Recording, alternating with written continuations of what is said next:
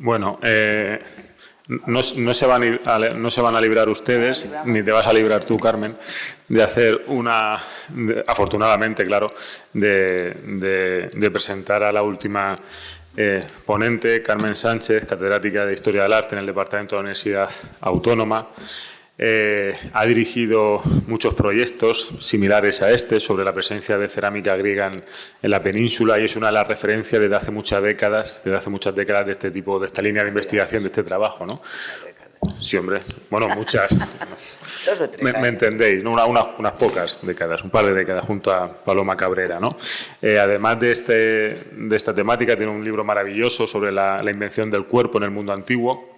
Y bueno, de su presencia y de su estatus académico, pues habla el hecho de que siempre sea consultada para datar cronologías, para afinar una década arriba, una década abajo, como estamos viendo en este congreso. Y bueno, es un placer presentarla, una suerte. Y bueno, Carmen, adelante. Muchas gracias. Muchas gracias, Jorge.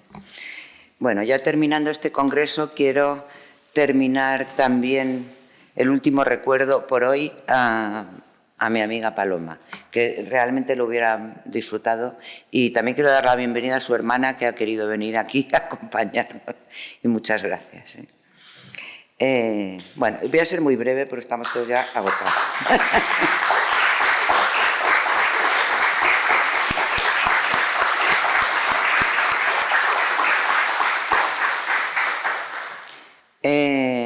Me corresponden 20 minutos, ¿verdad? 15. Vale, sí, seré breve, pues estamos, ya digo, muy cansados. Bueno, esta pieza, además me he dejado los papeles en casa, así que tengo que improvisar. Bueno, esta pieza que ven aquí, que he puesto de portada, la hemos visto abajo en las salas, pero creo que como ninguna sintetiza la idea principal, que es que en una zona de la península ibérica, que luego señalaré en un mapa, unos señores del extremo del Mediterráneo que viven sin imágenes. Los iberos no tenían imágenes, y este es un dato que nos ha dicho y es, creo, importante. No son los etruscos, ni siquiera los persas, ni los frigios, ni los tracios, que estoy segura que tenían más imágenes. Los iberos prácticamente no ven una imagen a lo largo de su vida, poquísimas, ¿no? Y sin embargo, en la hora de la muerte, que es la mayoría de las piezas son funerarias, se rodean de imágenes, de imágenes además a veces muy complejas, ¿no? Con lo cual, esta interrelación entre los griegos y los iberos es más extrema, digamos, creo yo, en el Mediterráneo occidental. Y se ve muy bien en la imagen con esta tapadera ibérica que han hecho para tapar como urna cineraria el cambio de uso de la cratera y también el cambio de visualidad, el color. Además, las piezas que vienen a España están llenas de color dentro de lo que es una cerámica griega. Hay muchos pintura blanca, dorada, mucha pintura superpuesta, son muy vistosas. Y el no color absoluto de la tapadera ibérica, ¿no? También, además, fue la imagen de nuestra exposición, la que hicimos Paloma y yo, en el año 2000 en Atenas, Madrid y Barcelona. Esto también formaba parte de un proyecto de investigación que estamos terminando. Bueno, el Congreso también forma parte de este proyecto, los objetivos que nos marcamos fueron estos tres. Bueno, algunos hemos cumplido, otros menos. Averiguar el origen, en la medida de lo posible, de los motivos iconográficos. Es un proyecto de investigación sobre crateras áticas, no sobre cerámica, sino sobre crateras, ¿no? ¿De dónde? ¿Cuál era el origen de estos motivos? Analizar en realidad la vida de los objetos desde Atenas hasta las tumbas ibéricas e intentar integrar las lecturas ibéricas de las imágenes áticas a través de su contexto. Estas cerámicas aparecen sobre todo en esta zona que tienen ustedes abajo, en el sureste de la península ibérica, en rojo. Hay una gran concentración de crateras en esta zona, nada parecido en ninguna otra parte de España, exceptuando Ampurias, pero es otro tipo de vasos diferentes, ¿no? Crateras de Campana y del siglo IV, el comercio griego en España aparece muchísimo antes, pero es en el siglo IV, primera mitad, por ahí, cuando hay una verdadera explosión y prácticamente, bueno, se dicen que muchos poblados todos, lo oímos ayer en alguna comunicación, todos tienen cerámica griega en su casa, ¿no? Y podríamos decir que muchas tumbas, prácticamente todas las tumbas tienen cerámica ática. ¿Cómo diferencian ahora las élites su estatus social? Como veremos, pues por acumulación. Las tumbas más pobres tienen un vaso, a veces una cratera, a veces un vaso de barniz negro. Las tumbas ricas tienen muchísimos vasos, muchas crateras. Y la complejidad iconográfica se acentúa, porque no es la lectura de un vaso, es la lectura ya de programas iconográficos completos, ¿no?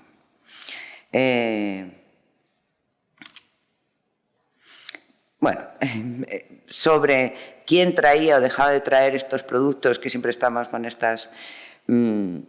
Yo no creo que haya una respuesta única, pero lo que sí que está claro es que convivían griegos e iberos, perdón, púnicos e iberos, también púnicos y griegos, también iberos, y nos lo muestran a veces, muchas veces los grafitos. He traído solamente dos, uno procedente de Ampurias, los dos del cuarto, bueno, el de abajo es de finales del quinto, con un grafito púnico, quizá un nombre propio, seguido de un numeral griego, y otro, a mi juicio, más interesante, que procede de Granada, de Galera, en el cual hay un grafito púnico también, pero aquí el púnico incluso ha cogido la moda o el estilo griego, porque pone kratir, según Javier de Oz, kratir y luego un numeral. Es decir, que escrito en púnico, con nombre griego y sobre un vaso griego, ¿no?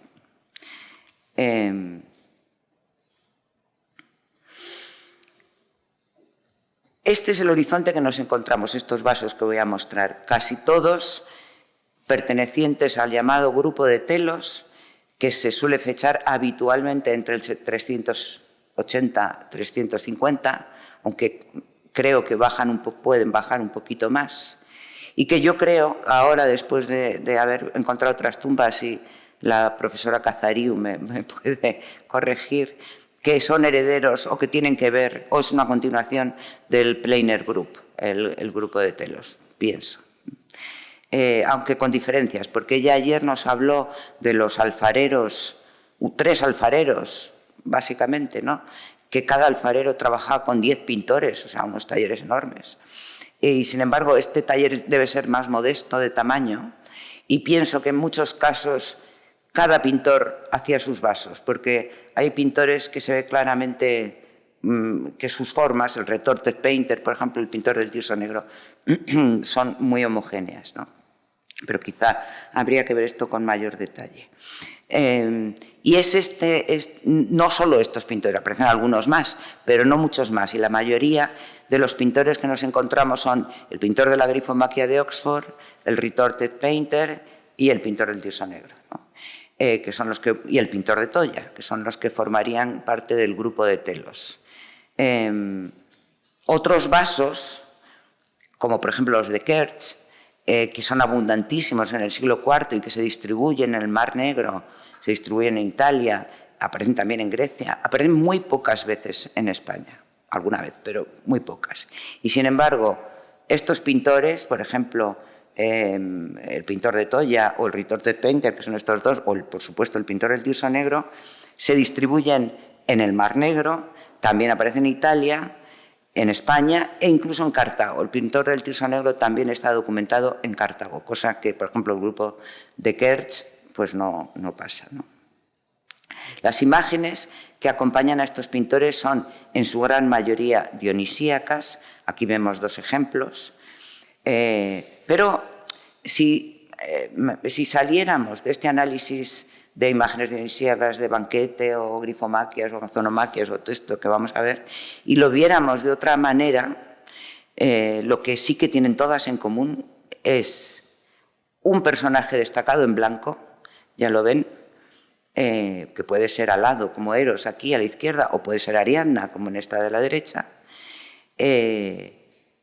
un personaje que suele ser central, muchas veces entronizado, que se destaca del resto de los personajes por el color, por la postura, por la atracción que sienten los otros personajes de la escena, al margen de que sean escenas dionisíacas o de cualquier otro tipo. que coincide que la mayoría son dionisíacas. Y aquí tienen ustedes al pintor más prolífico de todos, que es el famoso pintor del Tirso Negro, que tiene más de 100, ¿verdad? 100 o 110 en el Archivo de Visitas y Entradas, y que se distribuye muchas veces por el Mar Negro, también por Grecia, por Italia, e incluso ya les digo que llega a Cartago, ¿no? Y que pinta unas cráteras, en general las que hallamos, aquí me he pasado yo en la bajada de fecha, quizá no sea tan tardío, un poquito más, pinta cráteras muy pequeñitas. Las últimas que hace, yo creo la última producción, son muy pequeñas de tamaño, muy pequeñas, que decir 30 centímetros, o a veces no llegan a 30 centímetros. Y son estas, por ejemplo, las que aparecen en su totalidad en el Pecio del Sec. Todas son cráteras de campana del pintor del Tirso Negro y todas son de este pequeño tamaño. Otra vez ven aquí una figura blanca central destacada, aunque la escena ya no sea una escena dionisíaca, sino una escena de banquete. También son muy frecuentes las escenas de banquete. Es más, me he dado cuenta que cuando hay muchos vasos juntos, en una tumba múltiple, siempre hay una escena de banquete. Puede haber una narración de otro tipo, pero siempre aparece una escena de banquete. Parece que es algo que se repite, ¿no? Y los personajes alados, como ya lo hemos visto con Marga, que empezamos este estudio por la cantidad de níqueis que había en la cerámica griega hallada en esta zona de la península ibérica, ¿no? Níqueis de muchos tipos, como esta que ven famosa de Galera, ¿no? Que es una níque que liba a un niño vencedor, pero también la níque de la que nos ha hablado ella, conductora de carros, que hace un guiño incluso a la apoteosis de Heracles, ¿no? O esta níque enorme y central, otra vez figura central destacada en blanco, es una lampadodromía, pero desde el punto de la vista quizá ibérico, lo que se destaca es otra vez una figura en blanco central y en este caso alada. Muchas figuras aladas que obviamente es fácil que el comprador ibero lo identifique con sus demonios alados, que son frecuentes en su propia iconografía. E incluso, como hemos visto antes en el trabajo de Marga, inundan las caras B. En lugar de los 3 personajes en Himation aparece una níque. También es verdad que puede ser una querencia del pintor. Esto parece que es una cosa más habitual en el retorted painter o pintor del Bizco, ¿no? Que pinta más níqueis en la cara B. No sé cuál podría ser la razón. Pero bueno, estas imágenes son, como ha indicado Margarita, polisémicas, pueden tener varios significados, ¿no? A la vez. Aquí les he puesto una cámara, la cámara de Toya, para que vean que es una gran tumba, no son habituales estas tumbas, o no son muy frecuentes, tan monumental, en la cual apareció este vaso que tienen ustedes arriba a la izquierda, del pintor de Toya. El pintor de Toya toma este nombre, obviamente, por este yacimiento de Jaén, por el yacimiento de Toya, ¿no?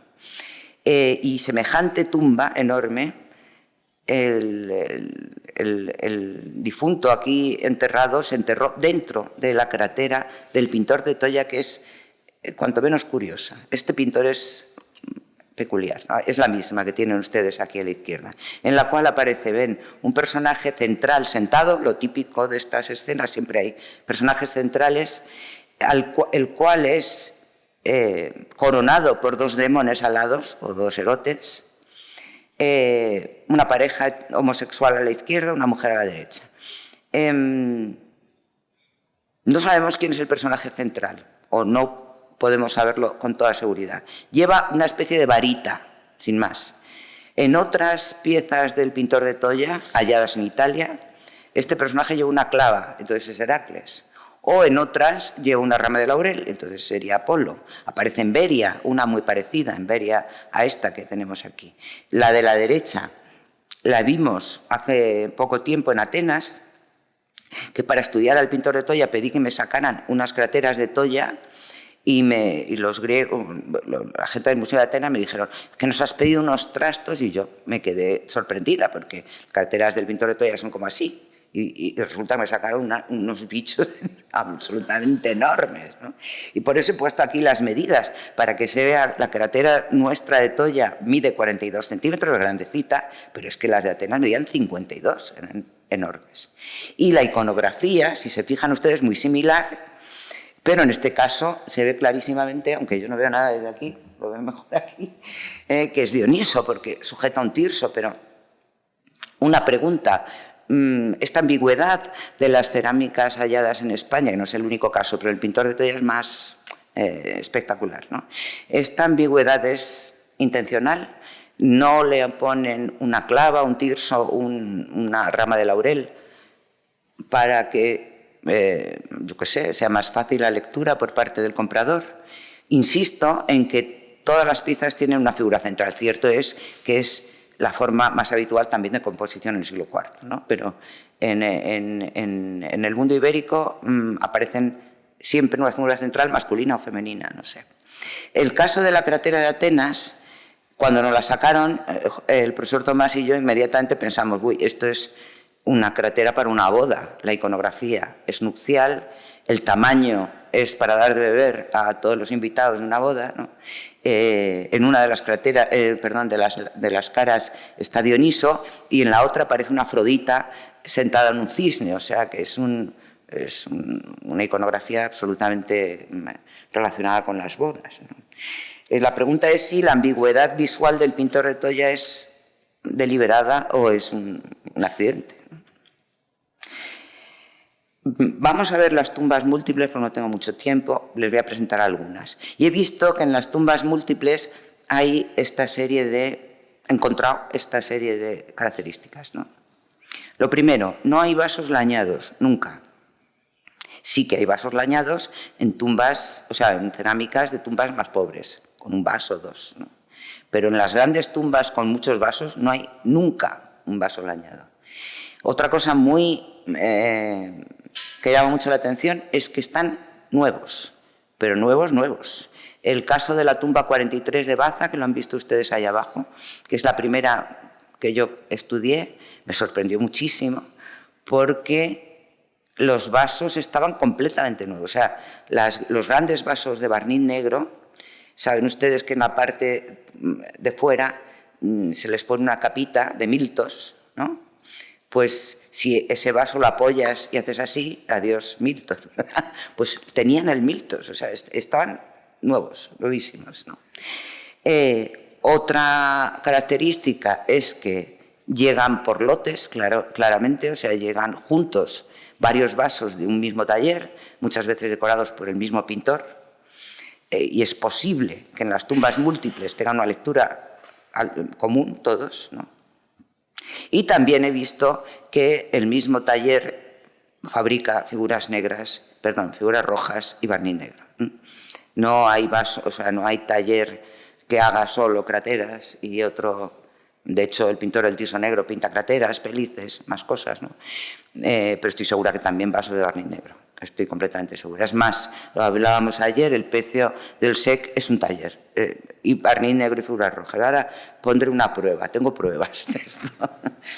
Y luego, otra cuestión muy curiosa es las pervivencias, cómo se atesoran muchas veces estos vasos muchísimo tiempo. Hay veces que no podemos verlo, pero otras veces parece que los antiguos nos han dado con un mazo en la cabeza. Entérate que guardo 300 años los vasos, no sé dónde, para luego usarlos, ¿no?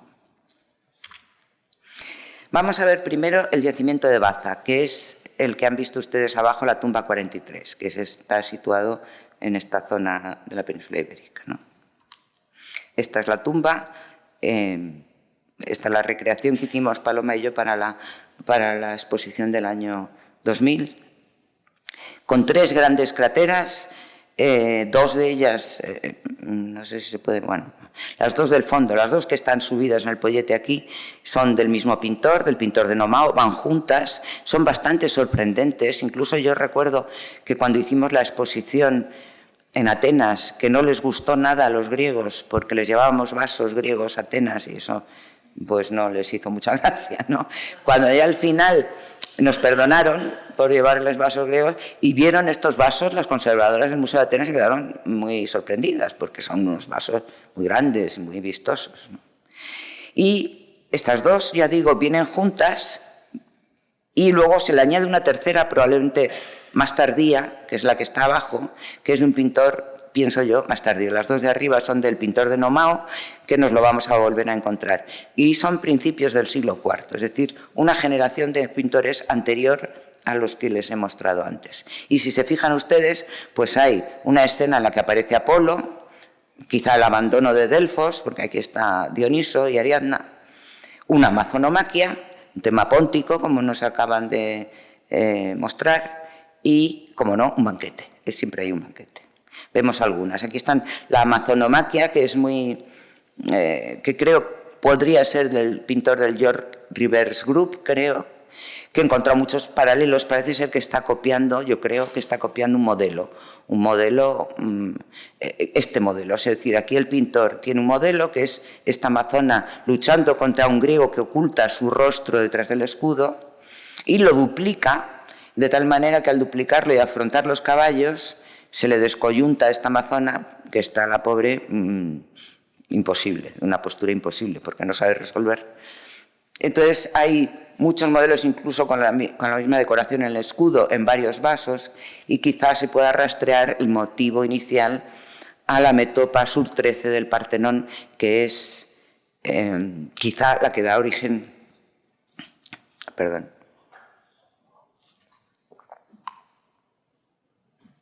a este motivo que se repite luego muchas veces en los vasos. La segunda de las piezas es otra vez la figura central entronizada, ¿no? En este caso es Apolo, al que se dirigen todo el día, al cual pertenece en esta época ya casi Eros, ¿no?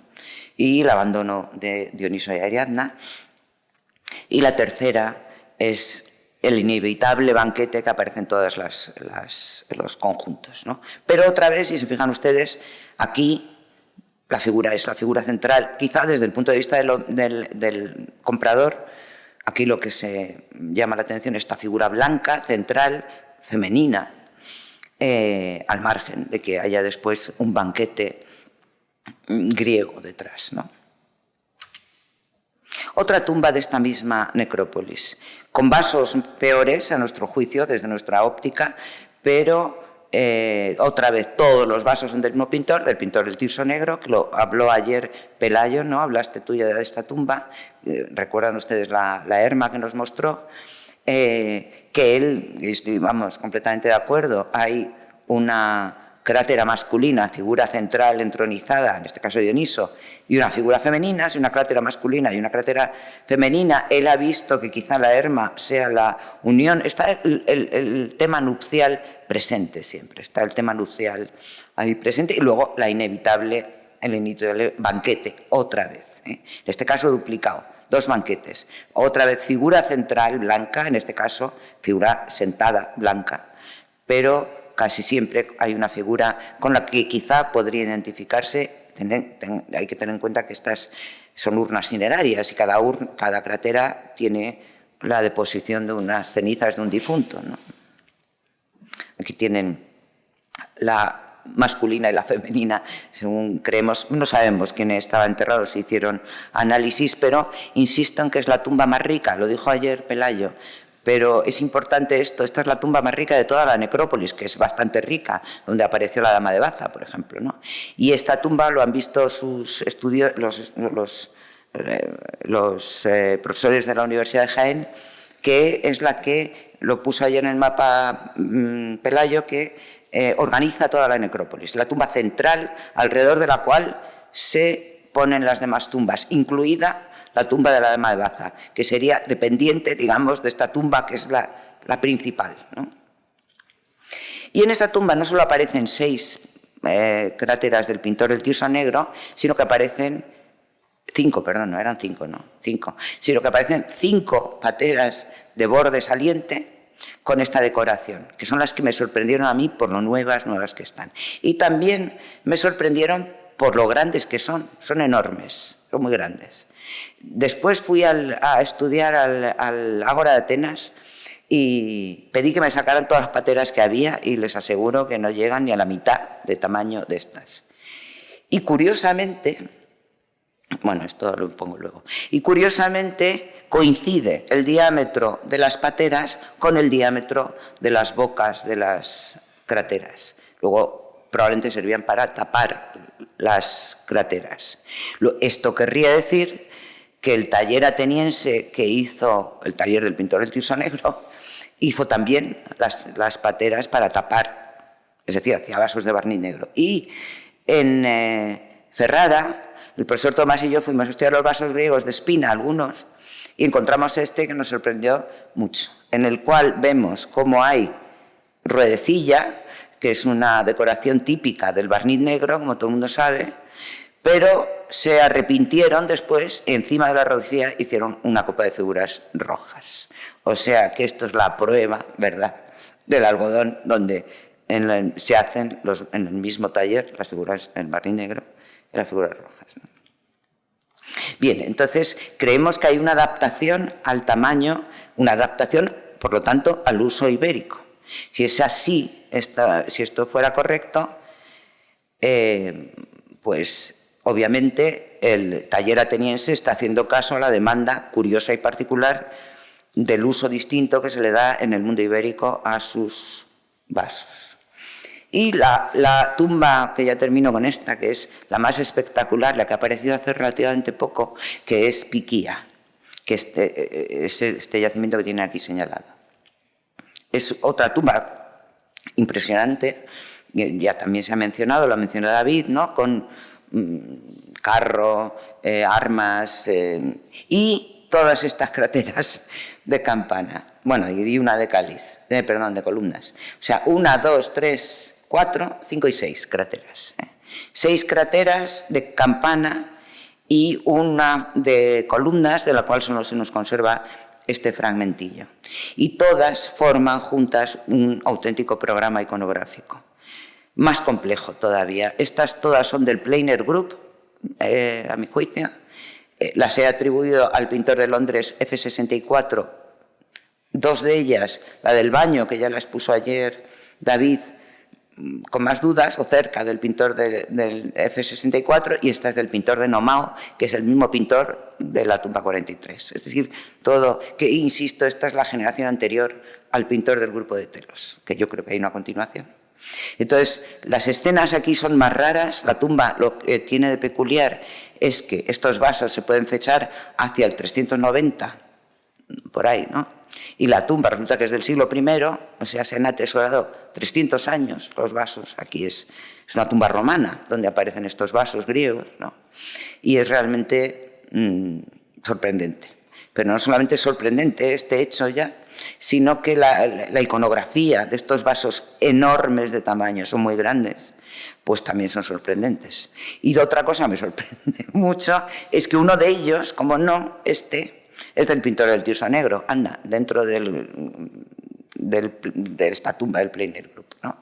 Es del pintor del Tirso Negro, pero es enorme de tamaño, tan grande como estas. O sea que quizá, no lo sé, sea de las primeras producciones del pintor del Tirso Negro y después reduce el tamaño, no lo sé. El caso es que aquí tenemos, ahora volveré a esto si no, la escena del baño nupcial que ya nos explicó ayer David, una escena femenina, de baño nupcial femenino. Bueno, todas las escenas de baños nupciales son femeninos, ya no sé, parece que los hombres no debían bañarse antes de las bodas, ¿no? Tenemos este vaso que es un unicum, muy raro, solo encontró un paralelo del Filotrano Painter mucho más tarde y mucho peor. Es un caso curiosísimo, que es Heracles montado en un centauro yendo a sus bodas. Heracles va a casarse con Hebe, es decir, es una apoteosis, también es una divinización. Este es Zeus, probablemente, ¿dónde está? Aquí.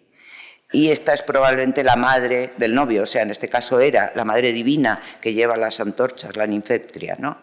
Y el tiasos dionisíaco casi inevitable.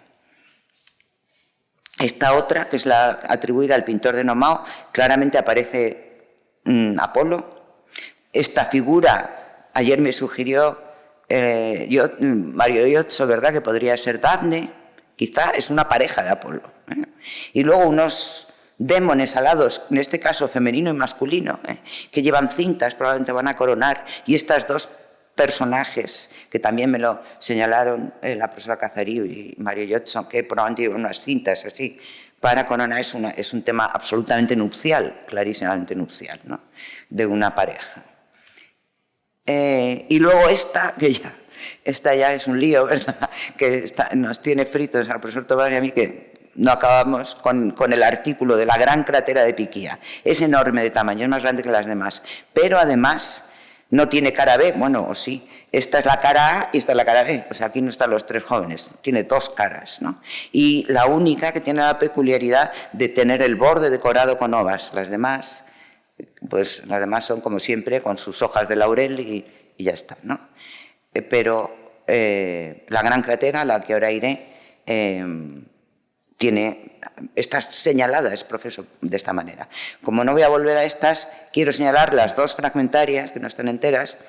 Esta es la inevitable escena de banquete, otra vez, ¿ven? Siempre hay una escena de banquete en la cual uno de los comensales está bebiendo de un vaso metálico, probablemente un ritón, en forma de grifo, y que se ven estas columnas, como veíamos también en la anterior de la toma 43, que según el profesor Tiberios no es el andrón, sino que se deja entrever el peristilo de las casas a través del andrón, probablemente, ¿no? Y esta otra, que ha sido publicada como un banquete, yo no lo creo, esto es un comos, es una escena de comos, pero bueno, que es similar a la escena de banquete, ¿no? La gran cratera no nos podemos, ya cuando terminemos el artículo, pues lo tendremos más claro, pero aparece en una cara Heracles, heroizado en una iscos, rodeado de, bueno, hay una Nice que va a libar, Apolo, probablemente, ¿no? Los dioscuros, es probable que fueran la representación de los dioscuros, y este personaje que aparece en la otra cara también, como ven, que es un hombre barbado sentado aquí en la nada, sentado en una roca, lo que sea, con una cornucopia que es Melicertes Palemón, creemos.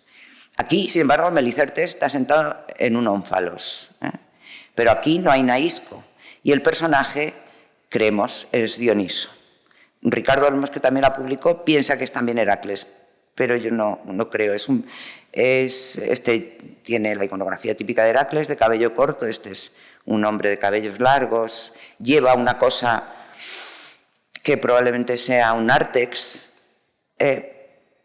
y aparece, es una otra vez todos los dioses, ¿no? Aparece Atenea, el Melicertes Palemón, creemos que esta puede ser Ino, y las dos tienen en común esta iconografía de dioses, hombres dioses, son hombres dioses, tanto Heracles como Dioniso, hombres que alcanzan la divinización, la heroificación y la salvación también, que son fundadores, y esto lo vio bien el profesor Tomás, son fundadores de un linaje, lo liga con el hacedor, el arquitectes, ¿no? Aquí tienen un detalle de la cara de Heracles. Bueno, es que sería muy largo de contar, no tengo tiempo, pero bueno, Castor y Pollux también son, el uno es mortal, el otro es inmortal, se juega con este juego de mortal, inmortal, continuamente, quizá si es que son Castor y Pollux, y si no, otros autores piensan en escenas similares, que simplemente es la representación de la juventud. Se ha ligado también estos Heracles en Naiscos a las representaciones de las apaturias, ¿no? que aparecen en muchos vasos, han sido estudiados una veintena de vasos, un poco más, Heracles en Naiscos, pero en ninguno de estos vasos estudiados de Heracles en Naiscos aparece esta figura de Melicertes Palemón. Y sin embargo, en Atenas hay un santuario excavado en los años 50, regular publicado, y me dijeron que iban a publicarlo ya, pero no terminan de hacerlo, ¿no? En el cual aparecen inscripciones de Heracles Alexicacos, de Heracles Pancrati y asociadas a Melikertes. Es un santuario de principios del siglo IV, fundado por sidonios, o sea, por fenicios, que, bueno, creo que ayer lo dijo un poco David, conocemos el nombre del muerto de esta tumba porque se conservó en una tapadera y era Iltiltirti, hijo de Caterutu. Según Javier de Oce estudió, Iltiltirti es un nombre turdetano, Caterutu es un nombre tartesio, o sea, era un hijo de un tartesio. Es decir, bueno, muy cerca se encuentra la imponente polis de Cádiz, que como todo el mundo sabe es Fenicia, está cerca. Y este santuario aquí en Atenas fue fundado por sidonios, tiene esta tradición también fenicia, y estaría aquí, en este punto que he señalado. El santuario del Lisos en realidad es el santuario que da nombre al barrio de Pancrati, ¿no? Y que se publicó relativamente en los años 50 y que aparece, ya digo, asociado a Melikertes Palemón. Bueno, es una hipótesis que tendremos que seguir trabajando. En cualquier caso, está claro que esta tumba es de una complejidad inusual y con esta gran cratera más todavía, ¿no? Y que se puede asociar en una cratera y unos vasos que han sido guardados y tesaurizados 300 años. Y que muy probablemente, ya lo sé, que esto en fin, se puede discutir, son vasos de encargo. Yo a cualquier experto de cerámica griega que le pido opinión siempre me dice que son vasos de encargo, empezando por el profesor Tiberios, que en cuanto lo vio me dijo esto es un encargo, porque son vasos rarísimos, ¿no? Con una iconografía extrañísima. Y que vienen todos juntos. Recuerdo que al menos 3 son del mismo pintor y el cuarto es del pintor Enomao, que es del mismo grupo de pintores, ¿no? Que todos juntos deben formar una iconografía, un programa iconográfico en el que tiene que ver la nupcialidad, es decir, las bodas probablemente de la pareja que funda el linaje, y en esta gran cratera la historia del linaje, del fundador del linaje, que tiene tanta fuerza que han sido guardados 300 años por un personaje que se va a otro sitio, porque esto lo han visto los estudiosos de Jaén, se va a un lugar que no ha sido habitado por iberos y aparece allí la tumba en un nuevo lugar que colonizan los iberos. Es una zona donde no había yacimientos ibéricos, ¿no? Y se lleva, digamos, la justificación visual de su linaje, ¿no?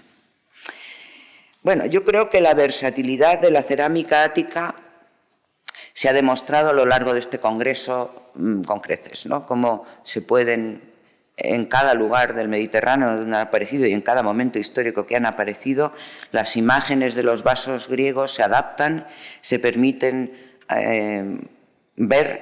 adaptar a todas las miradas y a todas las preocupaciones y provocar las emociones de múltiples audiencias de lo más variado, incluso quizá hasta hoy. Y con esto me despido. Gracias.